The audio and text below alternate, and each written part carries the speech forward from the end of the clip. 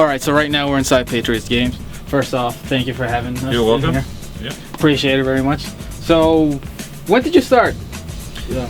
We started like 7 years ago in the flea market in Lynn, inside flea market. It started off as just a hobby of selling games from personal collection and son's collection.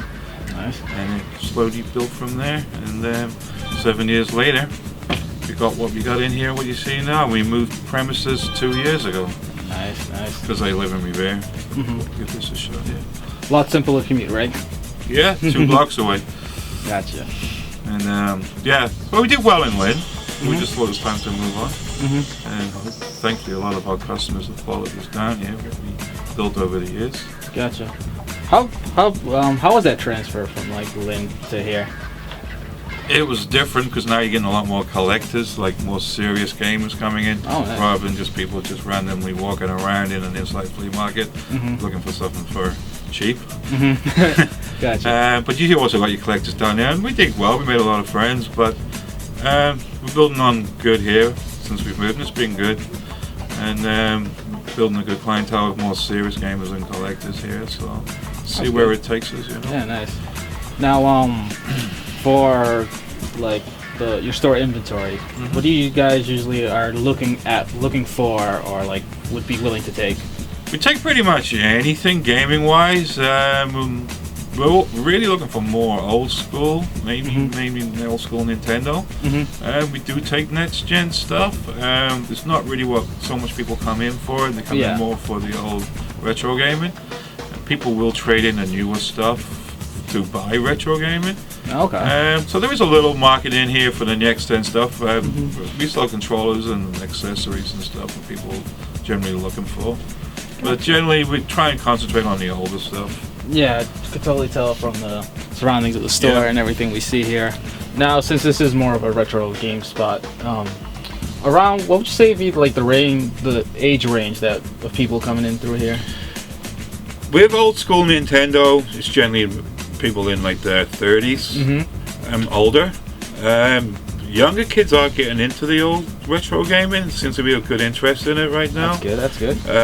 Mainly, I'd say Nintendo 64 with the youngsters is making a comeback, and even down to Super Nintendo. It's more your 30-plus year olds looking for an NES and Super Nintendo, Sega Genesis. For sure. What's the oldest system you have here, actually? Oldest system? Yeah. I see an Atari on the shelving, probably the Intellivision, I was going to say. Okay. It's from the 1970s. And actually got some little old, as old as this. This is from England. This was shipped over by my parents. This wasn't released in the UK. I mean in the US. US? Okay. It's really, really ultra rare. Yeah, I was looking at that. It's from my personal collection. I'm not selling it. That's from the late 70s. Oh, cool. Gotcha. Now, you said you started this like around 7 years ago. Yeah. How has like the price range kind of changed throughout the years? Have you noticed like things getting more expensive? Yeah. As for old school gaming, if I go back 5-6 years ago, I was turning away Nintendo games. People were bringing them in by the luggage full, and I had drawers and drawers full of Super Smash Brothers and Mario 64, and I said, I just don't need any more. And same with the NES, I had piles of Mario games for the regular NES, Mario 1, 2, 3, and the games then were like $8. Now they're like $25. Super Smash Brothers was like 6 years ago, probably $25. It's now a $60 game. It's changing a lot, and they're just going up and up and up. And as they're getting more and more popular, like I said, with some of the youngsters are starting to collect as well now. I think people are getting tired of the next gen gaming, tired of Call of Duty every year and stuff like that. Definitely. You know? Alright, so what's your favorite system all time? My favorite, as in console, home gaming console? I grew up obviously with the Atari 2600. I'm nearly 50 years old. Okay. Nintendo NES came a little after my time. And yeah, I did get into it a little bit. But by the time that came around, I was kind of growing out of gaming, I guess, at home. my games obviously back in the day was like Pac-Man, Space Invaders, Gallagher, stuff like that. And I still play them in the arcades, and to this day I'm still good at Pac-Man. I was actually a championship at it at one time. I was really good at it. Still good at it. And we go to a place called Fun Spot in New Hampshire, Laconia, every year. Okay. We're going up there again in the June. Yeah, it's supposed to be the biggest arcade in the world. Okay, yeah. It's got all the old original right. 1970s, 80s retro gaming cabinets in there. We spent a good couple of days in there gaming. Gotcha. It's fun, you know. Is Pac-Man your favorite game of all time? I'm gonna have to say it was because I put a lot of quarters into it. Okay. I got good at it. And Yeah. I did a lot of competitive competitions with it. Yeah. So yeah, and I still like to play it. It's got a for soft sure. spot in your heart. Yeah, exactly. Yeah, gotcha. Kind of feel the same way with Smash Bros. Right now. Right for you. Yeah. There you go. What would you say would be like some crazy trade-in stories that you have? Trading stories. Well, I would say crazy, but like, what's something like odd that you've gotten? Odd. I wouldn't say there's anything really odd, but people, I mean, have come in with like boxes and boxes full of old Nintendo games, and just usually looking for cash, or they don't realize what stuff's worth. Yeah. And we're on the honest with people what this stuff really is worth, and then they'll come in and I've had boxed games worth hundreds of dollars, and people just think they're worth a couple bucks. They just find them in their attic or in their basement, and you know, they go, well, give me a couple packets of chips and a can and a soda for them, you know. But as in trade crazy stuff, it's just, I wouldn't say anything really crazy. Yeah. Like today, these came in. These are from the early '80s. This is Tiger Electronics, and they kind of copied all the original Nintendo games, which were popular title games. These are still sealed. It's kind of crazy looking back at these, like how popular they were back then. Old LCD and stuff, then, like, you don't see those at all now. Exactly. I mean, even Pokemon's making a comeback right now, as you can see. This is the original walkie-talkie set from the original Pokemon run, sealed. Yeah. 20th anniversary of Pokemon this year. Yeah. So, and it's made a big comeback again. I don't think it ever really went away, but yeah, it was still there, but you know. And the games, obviously, people looking for Pokemon games, especially on the Nintendo 64 and on the GameCube, were really popular. And they're going up again in value too. What would you say would be the most expensive piece you have in here? The most expensive game? A game, system, or... The most expensive game I have right now is probably that Super Nintendo game right down the bottom there, Demon Quest. Okay. That's complete in a box at $300. Oh, alright. There's a $160 Nintendo 64 game right here. Bomberman. That's the third one, which makes it pretty rare. There's not really any expensive consoles in here right now, other than some box, but I think there's anything else that's pretty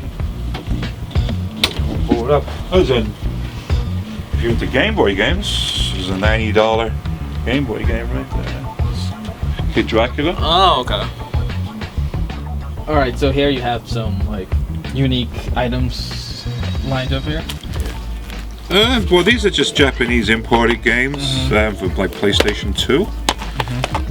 They're different. They just came in from. Actually, it was from a trade, but the owner was Japanese, and they moved over here, and they were moving back to Japan, and they traded a bunch of Japanese stuff. Gotcha.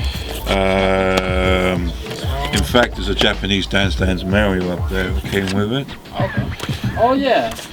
Yeah, and they had a bunch of Japanese stuff. Some of it was really nice, and I guess they brought it over with them, and they didn't want to take it home. Gotcha. Yeah. You know? I'm not gonna package this. The Japanese like the old samurai and anime stuff, as you can see. So I noticed also you had this old like Funko Land. That came in with some Nintendo games, a bunch of them, original game stuff. Which is GameStop before GameStop. GameStop before GameStop. Before they bought EB Games. Before they bought EB Games. Yeah.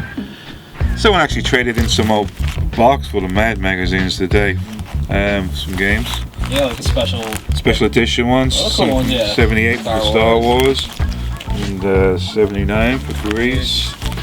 And then there's, if anyone remembers the Tower and Inferno movie in 1975. Of course, Who Shot JR? You're probably too young for that. Right. And Jaws, the movie. Another Star Wars? And then another Star Wars for The Empire Strikes Back. Some mad Star Wars music, huh? Yeah. Cool stuff. My son likes Mad magazines, so cool. Give him something to read. Gotcha. So yeah, you do get some weird and wonderful stuff come through the door. You never know, as they say in that show, you never know what's going to come through the door. Exactly. And that's very true. Exactly. Some collectible Pokemon cards. People do bring them in. People do look for them. It's a big pile right there. Yeah. I'll look for those. Some of the folders we buy in.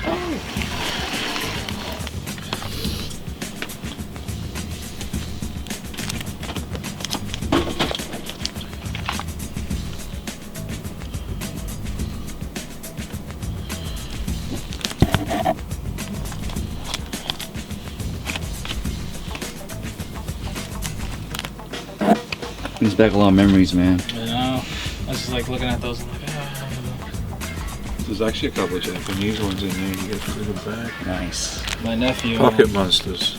My brother recently gave my nephew like all of his cards, and like he and he started like a hunt for like the original 150. Oh, okay. Like, but like the original like cards. The original cards. Yeah, he was able to do it. Yeah. I actually have a poster of all the original Pokemon, original thing. It just needs new glass on it. Pokemon all on it. Same as those Pokemon things down there.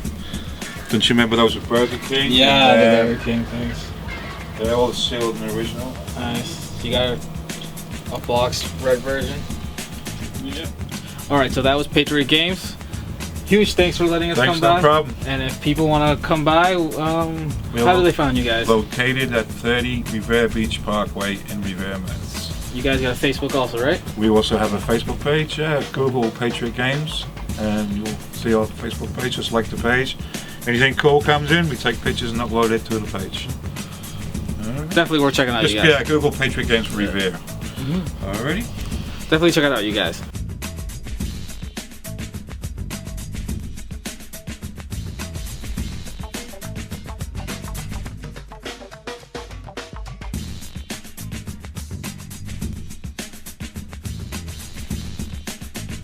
Hey everyone, thanks for watching. Please like and subscribe. Also check out our previous videos where I went to PAX East and J-Pin's thoughts on the NX.